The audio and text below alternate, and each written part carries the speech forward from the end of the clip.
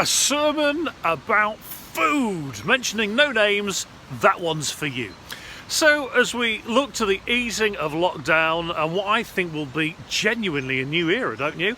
How will doing church look different for you and ultimately for us as a church? And maybe not just church, maybe home life too, as COVID forced you to rethink the potential for deepening relationships within your own family.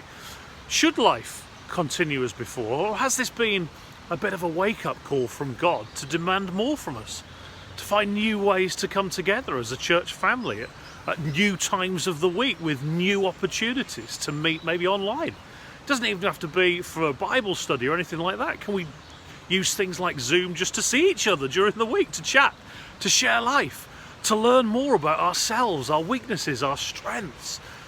Should we continue as before?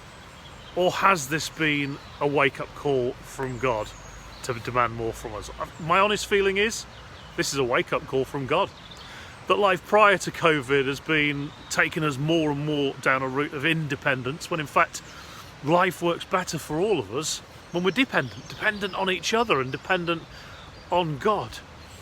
Start thinking now, what can you bring to the bring and share meal that is church?